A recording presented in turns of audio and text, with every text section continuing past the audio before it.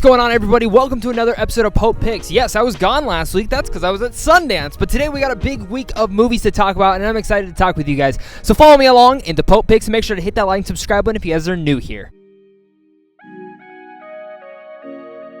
Coming up first this week, we have Birds of Prey, the fabulous emancipation of one Harley Quinn, the brand new spin-off from the original Suicide Squad. And I've been actually really looking forward to this movie. It's one of my most anticipated movies of the year because it's Harley Quinn. It's Margot Robbie. I love what she's been able to do with this character, and I want her to get a redemption after Suicide Squad because I wasn't the biggest fan of Suicide Squad, and I think that's kind of what the majority of the public was, that she was the big standout. And it's nice to see that she's finally getting her own film, plus being surrounded by an amazing lady and an amazing cast. It's here where she's dealing in Gotham City. Her and the Joker have broken up, but it's happened to see what's going to go happen with her now as she has gangsters and everyone going after her. A lot of people have been referencing saying this is an R-rated version of the character, because it is R-rated, but it's also kind of Deadpool-esque with Tarantino. Hearing those two things definitely sold me. Of course, coming up next is Neon's brand new horror film, The Lodge, a movie that I've been dying to see. I finally got to see it, and after it debuted last year at Sundance, it was one of the movies that was a must talk about. Now, it's gotten a lot of comparisons to Hereditary,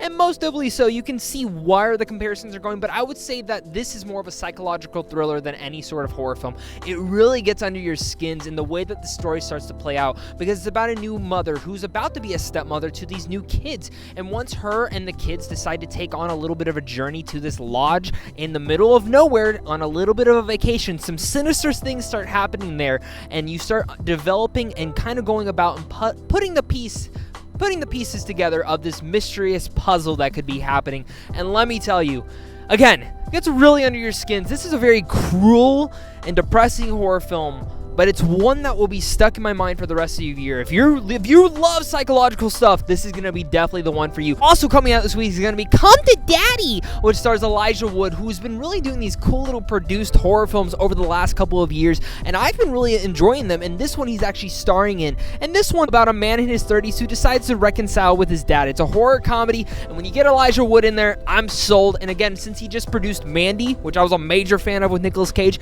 I'm excited to see what he does next. Also coming out this week, though, is Horace Girl on Netflix, which I did get to see at Sundance. Now, I dug it for the most part, but I did find the ending to be a little bit lacking. It's about a girl who happens to just love horses, crafts, and in general, this weird supernatural show. But here's the deal with it all.